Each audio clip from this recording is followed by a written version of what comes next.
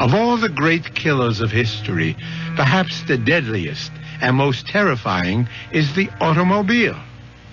Nero, Attila the Hun, Bluebeard, even artillery fire, and the ultimate, the atom bomb. At least they have a purpose, a reason, a rationale. But the automobile maims and kills mindlessly, senselessly. For example...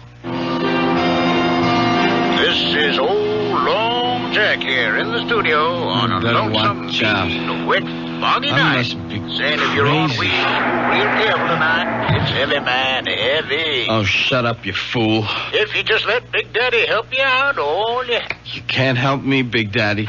I must have hit something. Somebody. Split. I got a split.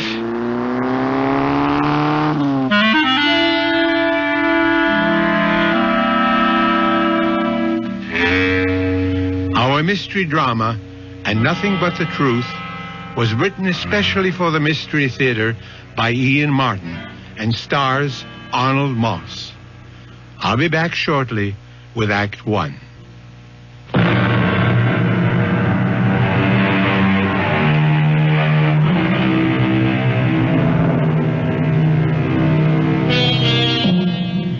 Was the accident we heard a few minutes ago another statistic of the road?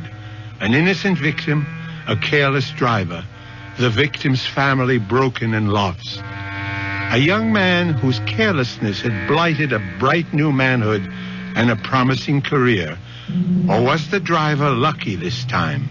Lucky in a way far beyond his hope or expectation.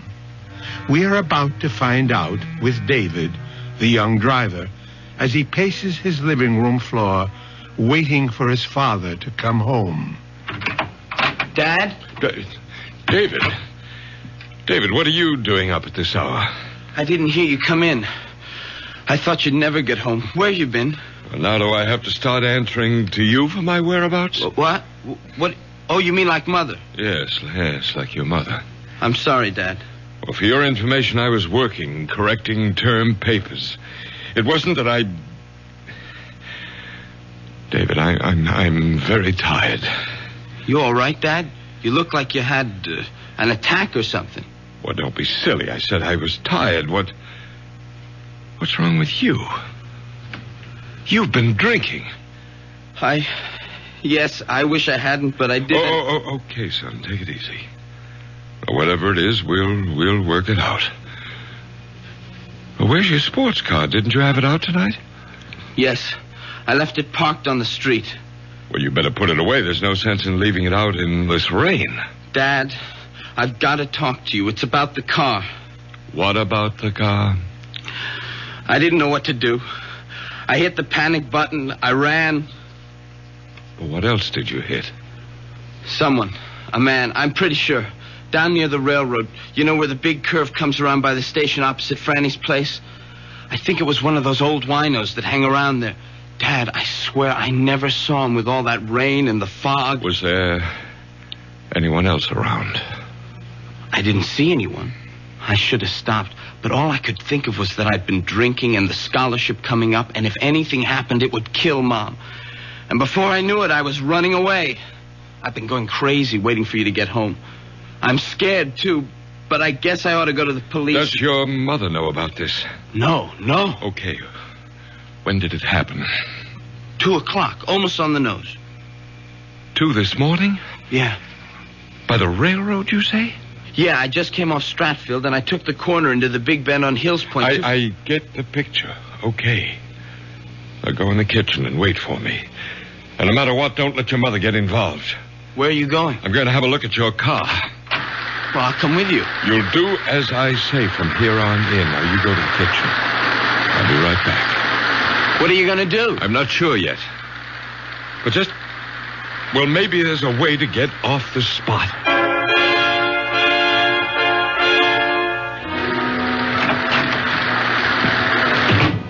Is your mother still asleep? I guess so. She hasn't been down. There's a dent in your front right fender. Was that there before tonight? No. You sure? Yeah, I Simonized the car yesterday. Does it look bad? Well, not to... Well, it must have been a glancing blow. You mean maybe it's going to be all right? Maybe. Oh, I don't think I could have hurt him too bad. And a night like tonight, who'd be hanging around? It isn't going to be all that easy, David. They might be able to trace the car. How? You're missing a front right hubcap. There aren't that many Harley 584s in this town. So I'll have to give myself up. No. Let's figure this out. Was your mother up when you went out tonight? I don't know if she was asleep, but she wasn't downstairs. Well, then she didn't see what car you took. No? Did she see me leave? I mean, did she look out of the window or anything? No. She was just sitting in the big chair by the fireplace, crying. Crying? You know, the usual. Well, that I was off once again to the arms of another woman, Like that. Well, you don't believe all that talk, do you? Look, Dad, we've been down this road before. I'm not making any judgments. I'm not asking you to sit in judgment on me. I asked for a simple reaction between a father and his son. I'm sorry, David. I didn't mean to blow up. I guess we're both a little shook tonight. But you ought to know by now where I stand. It's just, well, I know Mom gets a lot of screwy notions, but all the same, I'm sorry for her. She's so lost, and, well, I'm always afraid that any little thing might push her right over the edge. Like tonight. Oh, Dad, what am I going to do? That's what we're going to figure out right now. I got a few more questions. You say the accident happened at 2 o'clock or so, right? Just as I said, almost exactly. Now, how do you know that? I was listening to Long Jack, and he was just going into a last commercial before he went off the air. The disc he was spinning was just ending, and, well, when I hit the guy. What was the record? An oldie, Easy to Love. And you hit this man just after you turned off Stratfield into Hills Point. Yeah. He suddenly stepped off the curb. Like out of nowhere. How fast were you going? Gee, Dad, Now, come on, don't pussyfoot with me. Too fast. I took the corner pretty wide. Did you skid? Yeah, it was pretty slick from the rain. And there was no one else around? No. You're sure? Yeah, I opened the door to look out. There was no one. That's why I lost my nerve and cut out. Well, I better get down and find out. You stay right where you are. It's after 4. The longer I wait, the worse it will be for me. You're not going to be involved in this at all, David. What do you mean? I mean, you were driving the station wagon tonight. I was the one who was driving the sports car, and I'm going to the precinct house right now to report that I hit a man and left the scene of the accident. Dad, I can't let you do that. Don't be a fool. I'm not on the verge of getting a full scholarship to Harvard. I haven't been drinking. I'm not a teenager with 2 strikes against him as a driver to begin with. I'm a full college professor with a distinguished record who is coming home on a foul night with visibility almost zero, dead tired, after correcting 200 term papers. I can stand the gaff, and you can't. No, sir, Dad. I thank you, and I admire you, but I hope to God I'm enough of a man not to hide behind my father's pants. You'd better think of it as your mother's skirts. Your mother couldn't care less what happens to me, but you're a different story. You get in big trouble over this, and it could kill her. Worse still, drive her over that edge we both worry about. But, Dad, Don't argue. This is the way it's going to be. You just let me handle it, and you keep your mouth shut no matter what happens. I don't know what to say. I'll tell you what you're going to say. Nothing. Nothing to anyone. But, Mom... Least of all to your mother. Okay, Dad, if that's the way you want it. Oh, how can I thank you? You're some kind of a guy. No, David. Just the most sensible way out of a bad situation. I'd better get down to the police. Don't wait up. I may be a while. It's still raining. You got the keys?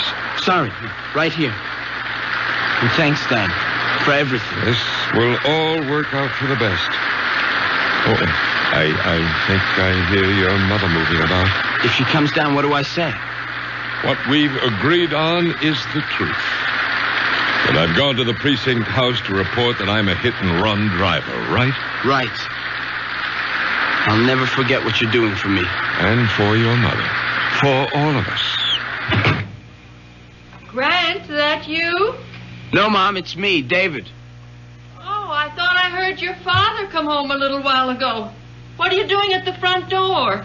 Oh, I better come down. What's going on? I heard voices, angry voices. That was Dad and me. Not angry. We were just discussing something. Then where's Grant now? Yes, I heard a door slam. Did he go out again? Yes. Not another woman. Not two in one night.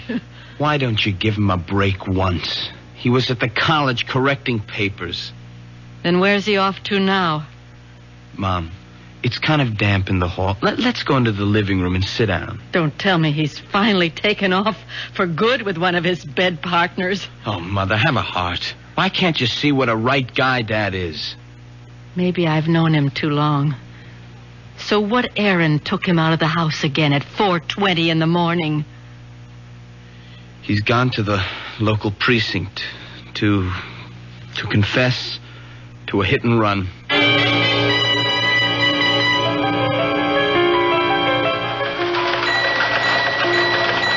Yes, madam, I understand. I'll have some officers on the way immediately. Well, these are experts in the bomb squad. Oh, yes, ma'am. All the latest equipment.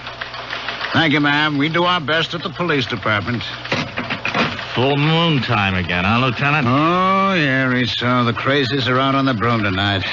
There was some dingaling just saw a UFO land in her backyard. How was your hit and run? Oh, no sweat. Some old wino stumbled off the curb, got his rear end creased. They took him to St. Elizabeth's. Anything on the general bulletin?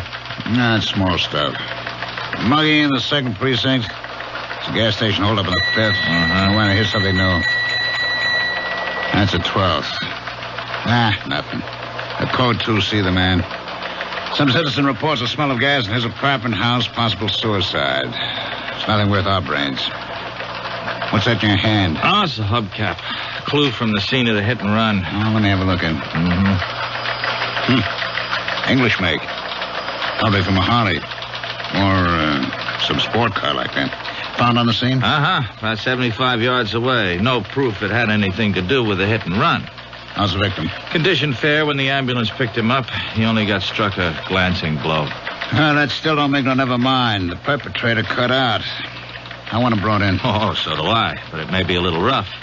Even if we find the car this belongs to, it doesn't prove it was lost hitting the victim. Could have been loose and just fallen off. So you think we don't make the guy, huh? My educated guess is that the odds are not so high. Yeah, Brady, what is it? You don't say. Right with you now, huh? Well, how about that? Yeah, bring him right in. Educated guess, huh? I was wrong. Couldn't be wronger. Guy named Williams just came to the desk and confessed to making the hit and run. He's on the way in. You and he should get on together just Andy. Guy's a college professor.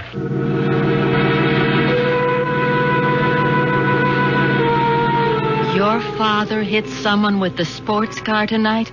But that's impossible. How can you say that, Mom? Because he wasn't driving that car tonight. How do you know? You didn't see him leave? No, but I was awake when he drove in, and I could swear I know he was driving the station wagon.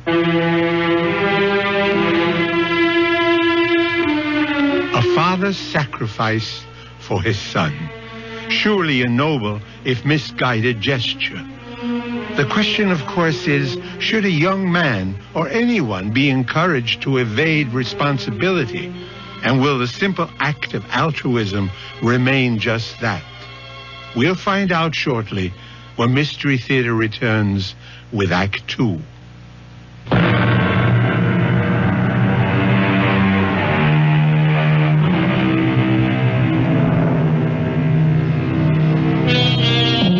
A precinct house in a large city, even at the best of times, is never the most prepossessing spot. In the dog hours of the morning, Dusty, dingy, tired paint peeling from the walls, half-empty coffee containers with cigarette butts floating in them. It's certainly one of the most depressing times. Or so Grant feels as he dictates his full confession. It was only when I was putting the car away in the garage and I noticed a dent in the fender and found that one of the hubcaps was missing that I began to realize with horror that I might have hit an animal, an opossum or something. It never occurred to me that it might have been a human being. Well, I would have returned right away, but my wife, who has not been well recently, well, she was up. She was waiting for me, and I didn't want to alarm her. And so I coaxed her back to bed and to sleep, and I came here just as soon as I could. And this was what time, Professor? Almost exactly 2:00. And you could fix the time because you were listening to Long Jack on the car radio and he was signing off. You like acid rock, Mr. Williams? I beg your pardon? You know, the big hard beat, loud enough to blow your mind? Oh, no, I don't. Why? Well, that's Long Jack's bag. It's most of what he plays, you know. I didn't figure you'd dig his scene. Yeah, well, I didn't. I turned on the radio to keep me awake, not for music appreciation. Uh-huh. As a matter of fact, I remember the last number he was playing just before he signed off was Easy to Love, and I wouldn't call that exactly contemporary. The main point is that you made the turn at 2:00. You felt a jarring feeling, which jives with our information, right, Rizzo? Right, Lieutenant. I see. Victim left Franny's restaurant, 518 Hills Point Road, at approximately 2 minutes to 2 a.m. Because victim was discovered by George Bates, post office employee, some 2 minutes later. He heard a car drive away, but due to adverse weather conditions, could not see it or make any identification. Victim was Dominic Capello, unemployed, 61 years old. Well, I hope he's all right. He's at the hospital. We don't know the extent of the injuries yet. I feel terrible, that poor old man. Professor Williams, let me point out something. From your story and our evidence, there is no clear-cut evidence that you did hit this man. Now, if I were you, before I went any further, I'd get a lawyer. Oh, there's no need for a lawyer. I'm quite willing to face my responsibilities. If you'll prepare a statement for me, I'd be very glad to sign it. All right. I'll leave you here with Patrolman Foster, who'll type up a statement. You just check it over when he's finished, and then if you still want to, you can sign. I'll be right back. Lieutenant, see you a minute outside. Okay. All right, Rizzo, what's biting you? I think the guy's lying. About what, for Pete's sake? Why would he lie? To cover up. Cover up who? How do I know? His daughter, son, wife. Why would he want to take the rap for that? That's what'll take some digging to find out. Oh, boy. 15 precincts in this city, 4 detective divisions, and I have to get stuck with you.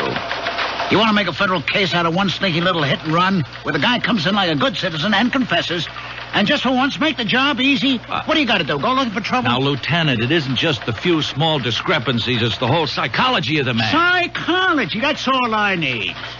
The new breed. Now, look, Rizzo, will you for once just forget the college education and get back in there and have that statement signed, sealed, and delivered? And stop making waves.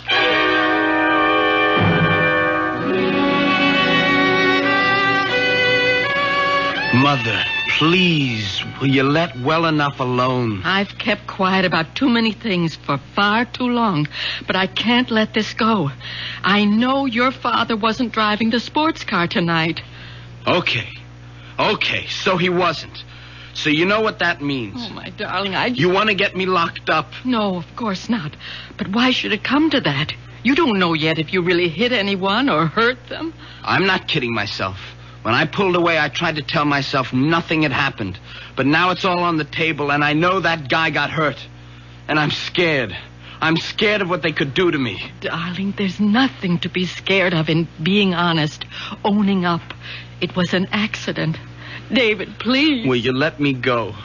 I'm only trying to help you. Oh, sure. Some help you are. I don't understand you, Mother. Look what Dad's willing to do for me, and all you want is for me to turn myself in. I want you to be honest. This is for laughs. Look, Dad went down there to take the blame so he could protect you as well as me. Protect me? Yes. He said it would kill you if anything happened to me. Grant was worried about me? Yes. Don't you ever believe it. Mom, how can you be so bitter? Look what he's done for me. He's got to have an angle. That's unfair. I know you and Dad have problems. I'm not going to try to make any judgments about... Oh, but you do. You make them every day in spite of yourself. And always against me. Mother, I've had just about as much of this as I can take. You know, the curious thing is that I know you love me in spite of everything. Just give me a moment. What is it? I don't stand much chance, do I? I spend so much time upstairs with myself. Very lonely with just yourself. I'm a woman not quite able to cope. A woman with hallucinations. It's something out of Dickens. Living among cobwebs of near insanity and the ghosts of what never was. Mother. Look, it's time I told you. Time I try to tell somebody. I'm a prisoner with a life sentence. Because I can't stop loving. To everyone else, I'm the ghost. But the truth is that the real corruption lies rotting in the very man we both love. David, I don't want to ever see you become like him. I would rather see you dead. That's why I want you to take your own troubles on your own shoulders. Mom, don't you think you ought to lie down? I mean, you're not... It's easy, isn't it, to find a scapegoat, to make someone else responsible. Poor, mad, wasted Marion Williams, married to that intelligent, handsome man, respected by his faculty, worshipped by his students, particularly the girls. Oh, yes, particularly the girls. Oh, Mother, for Pete's sake. No, this time you don't stop me. I loved him so much I forgave all those early affairs. The young children invaded, cheapened. I saved him. I went to those girls. I begged them off. And after you came, the pattern continued. I began to retreat farther and farther. I had the money. That's why I could always keep him. And I couldn't stop loving him. That was the saddest part, wasn't it, David? What? I was the one who ruined him. Without me to cover for him, he'd have been found out long ago. So you see... I don't know what you mean, Mom. I can't discuss what you've been talking about. But that has nothing to do with what Dad is doing at this moment. I'd been drinking. I couldn't have gone to the police. Dad can handle this. Please, leave it alone. And let you spoil yourself just as he did. The rot spread so fast, David.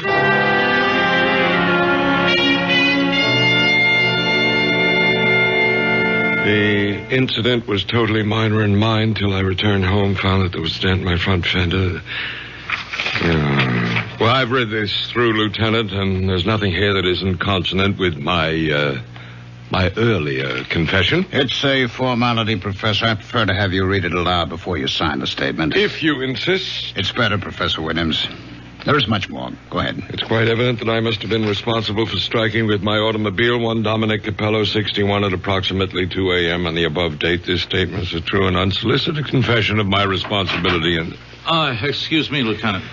Have you warned the professor again that he should have legal representation? No, I don't need a lawyer. I'll have to warn you, sir, that you may. The man was hit, just died in the hospital without regaining consciousness. It isn't just an accident anymore. It could be homicide. Oh, come on, Rizzo. Manslaughter. But it does change things, Professor. If you sign this, I'll have to book you. You should have a lawyer before you sign. Well, nonsense. I want to sign. Let's not waste any more time, and then I'll call my lawyer. All right. Detective Rizzo, will you witness this? Yeah. You'll have to be fingerprinted, Professor. Whatever you say, Lieutenant. Foster will take you to a phone first to call your lawyer about bail. Thank you. And thank you, Detective Rizzo. Don't mention it. All right, now, Rizzo, don't say it. I've got to. Something's out of kilter. I never saw a man so anxious to get arrested in my life. He just wants to get it over with and get back to bed. Now, who doesn't? It's wrong, Lieutenant. It's wrong. A cool, collected individual like that doesn't go around hitting panic buttons and taking a powder out of a bad situation. Now, Joe, drop it. Lay off. Don't give me any more of the psychology. I'm just a plain flatfoot who came up through the ranks by sticking to one thing, facts. Let's give the guy a vote of thanks for coming in. My psychology is we leave it lay, huh? You got any other hunches? Save them for the ponies. Okay? Okay.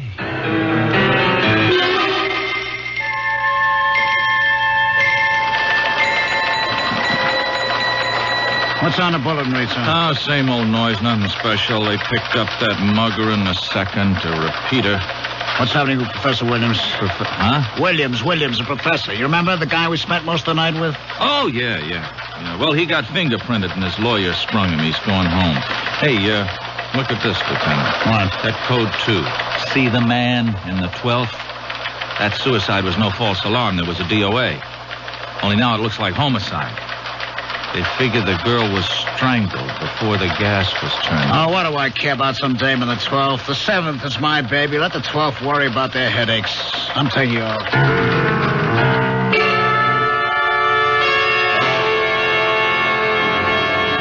Marion, for the last time, you stay out of this or I'll... You'll what, Grant?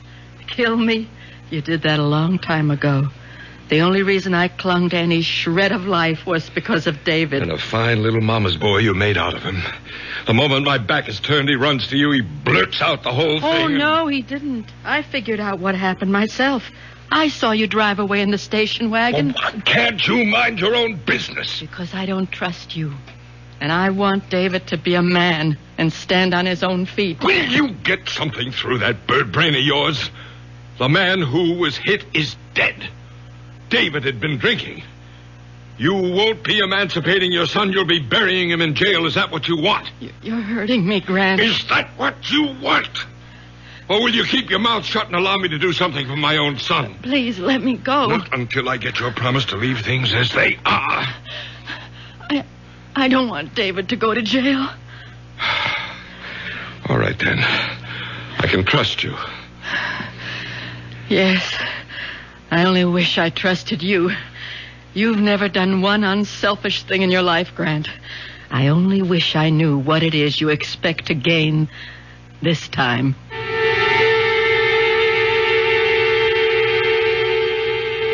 A torturing dilemma for a mother and a father.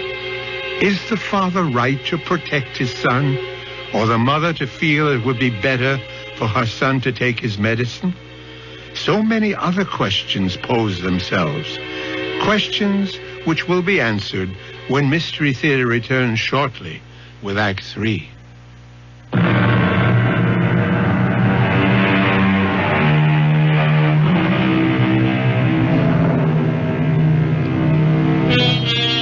Those questions I mentioned. Of course, Marion Williams would feel herself hurt by her husband's interest in other women.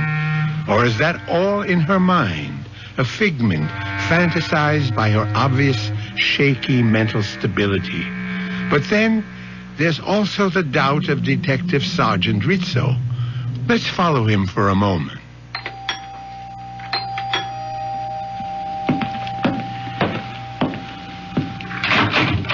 Yes? Is Professor Williams at home? No, he has classes this morning at the university. Oh, yeah, that's right. Excuse me, I'm Detective Rizzo. This is my shield. I wonder if I could talk to Mrs. Williams for a moment? I'm sorry, but my mother, she's still asleep. She's kind of an invalid. Oh, well, and I wouldn't think of disturbing her. You're Professor Williams' son, huh? Yes. Well, then how about you take the chain off the door and I step in and ask you a couple of questions? Have you got a warrant? Have a warrant? Now, what would I want a warrant for? Look, don't let me be in a cop scare you. Oh, I'm not scared. You always keep a chain on when you open the front door? No, look, I'm sorry. You're wasting your time. My father told me not to answer any questions. Oh, then you know about the accident last night, huh? Yes, but I'm sorry. I've got to close the door. You drive, kid.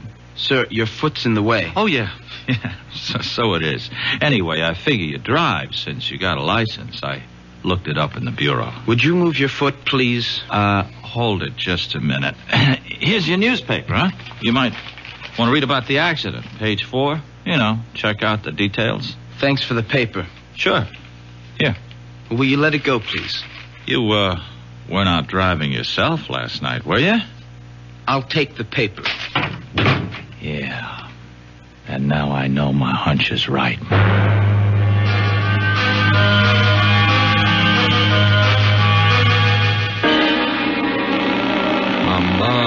on. Where are you? Hello? David, where were you? Oh, I'm sorry. I was just bringing down Mother's lunch tray. But you never answer the phone. Any mail, any phone calls? Just a couple of ads. No phone call. Oh, there was, we had a visitor. Who? A Detective Rizzo. What did he want? He said he wanted to talk to you. Then when I said you weren't home, he wanted to talk to Mom. Well, you didn't let him. No. She was asleep, so... He said he wanted to ask me some questions. Good Lord. It's all right. I didn't let him in, and I didn't tell him anything. Well, I hope you didn't.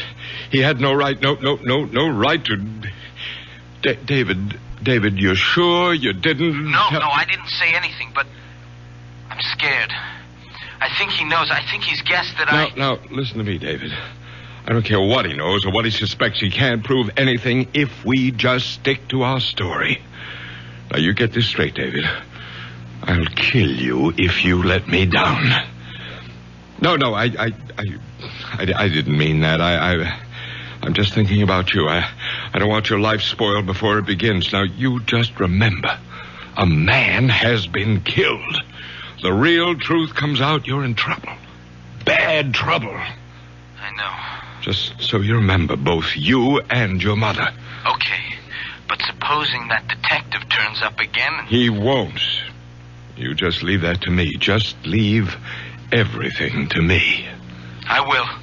And don't think I'm not grateful.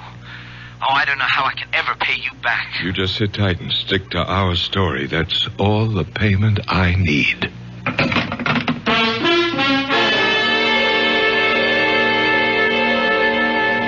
I quite understand, Professor. Detective Rizzo exceeded his orders. I promise you he won't bother your family again. I'm sorry if I lost my temper, Lieutenant. I don't blame you, sir. You'd feel better if you could get a load of how I'm going to lose mine. Get that note, Professor. Detective Rizzo check in yet? All right, tell him to lug his rear end here on the double. I'd have bust him right down a patrolman. You, looking for me, Lieutenant? Yeah, come on in and close the door. Jarvis on the desk tells me the Williams guy was on the phone having a fit. Didn't I tell you to stop making waves? Well, yes, Did Lieutenant, I tell you the Williams case was closed? It can't be closed as long as there's a charge. That's up to the judge. Now, we've done our part. We have a statement and a confession. That's all we're supposed to provide. Uh-huh. A phony confession. What does that mean? Now, look. That professor has a kid. Around 17, 18, huh? I talked to him today. I'll lay you dollars to donuts. He was the one driving the car when that accident... You have any proof of that? No, but give me an hour with that kid and I'll crack this case. Detective Rizzo. Strong-arm methods from a member of the new breed? I thought today's young cop was exchanging the third degree for a college degree. You know I didn't mean anything like that, but if you just give me a chance to get to the bottom...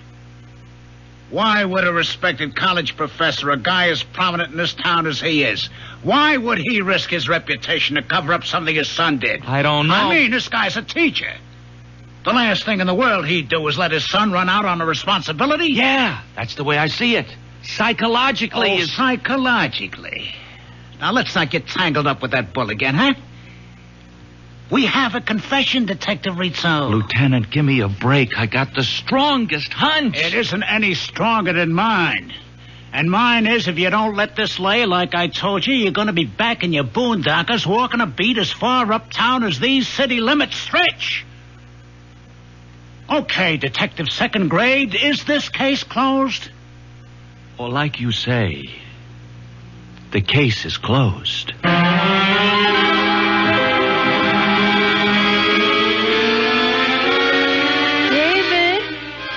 Study, Mom. You all right? I just want to talk a minute. What are you doing? Just catching up on some homework. David, that man, that detective you said came here, are you sure all he asked you about was the accident? Look, Mom, I promised Dad I wasn't going to talk about it anymore. So did you. It's a closed book. We're going to have to open it again.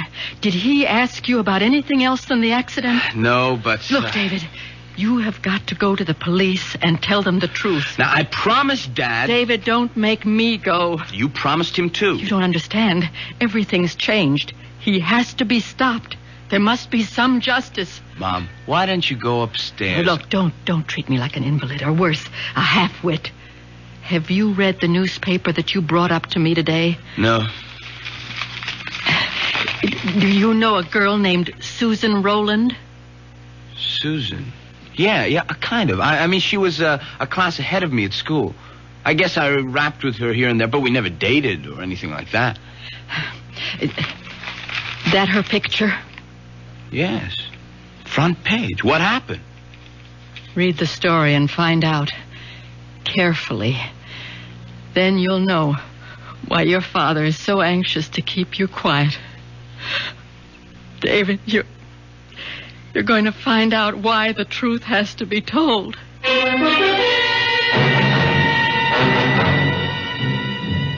Lieutenant Klamath here. How's everything with the 12th, John? You know how it goes with lieutenants in the police department, from bad to worse. A little favor, George. Name it, you got it. You see the DOA we had on the bulletin? Possible suicide, now definitely homicide. The picture in the morning paper? Yeah, that's the one. Susan Rowland, 19 years old, college student. We're running a routine check on all her acquaintances. You got a make on anyone? No. Fingerprints all over the place, but not even a warm lead. Uh-huh. What can I do? Well, I'm running down blind alleys. Like in her address book is the name of a guy, Grant Williams, domiciled your precinct. She seemed to have been in one of his classes at the university. Could you spare a man to check it out? John, I don't even have to. I'll close one lead for you. What time did your little student get strangled? Well, Emmy puts it at around 2 o'clock. At 1:55, she called her mother to say she was pregnant, and the guy who did it was with her. She started to give his name. The connection was broken. At 2:15, a prowl car responded to a code 2, suspicion of suicide by gas. They broke in, turned off the gas, but the girl had already been dead 10 or 15 minutes. So, 2 o'clock. 2 o'clock, eh? Well, that lets out Grant Williams. 2 o'clock, outside of town, 45 minutes away. He was involved in a traffic accident. He's already booked. One down, how many to go? Thanks, George. Sorry to bother you.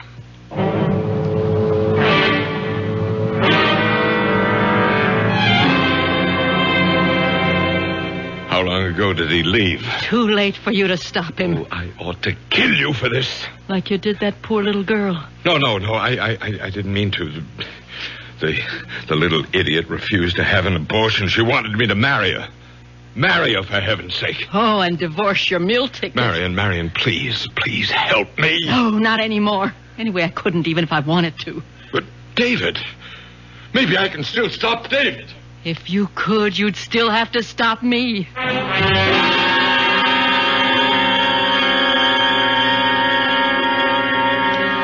And everything my father testified to in his statement was true, except that it was me who was driving the car, not my father.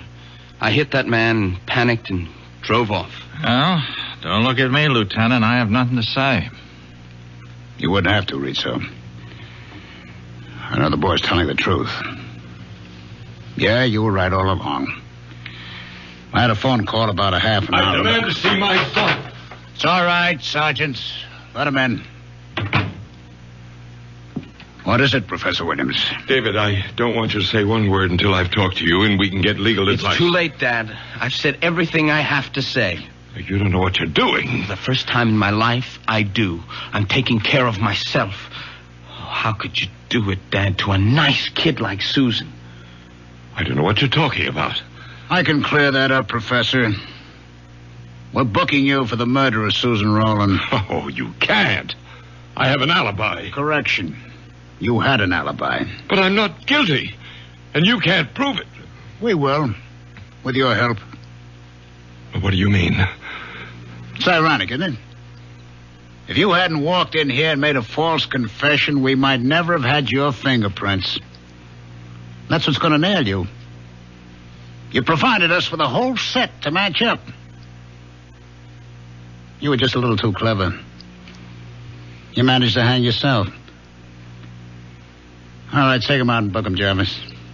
Dad, Let him go, kid, huh? Let him go. There's nothing you can do for him. Now you go on with Foster. Let him type up your statement, huh? What's going to happen to him? He'll be found guilty, as he ought to. And me? You've taken a beating already. It's an accident. Won't be too tough. And things should be looking up from now on for both you and your mother. Go on, kid. Okay, Lieutenant. Well, I guess I ought to start to eat my hat, Rizzo, huh? But I'd rather just say I'm sorry. Oh, no. Me too, Lieutenant. This is one time I wish I could just have been wrong. When you're a cop as long as I've been, there'll be a lot more. I wish I could say you get used to it. Come on. Let's try the squad room coffee. All right. Bad as it is, it's better than the taste I got in my mouth right now.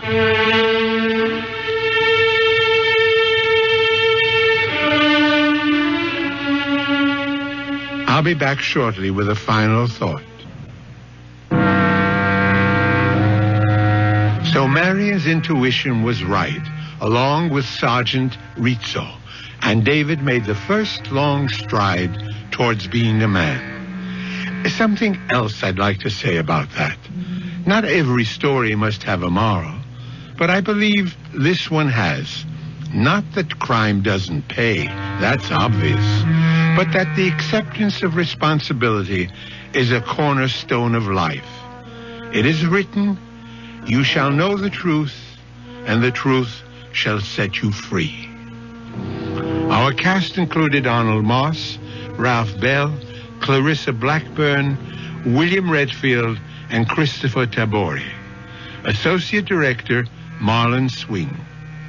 This is Hyman Brown, Producer-Director, inviting you to return to our Mystery Theater for another adventure in the macabre. Until next time, then, pleasant dreams.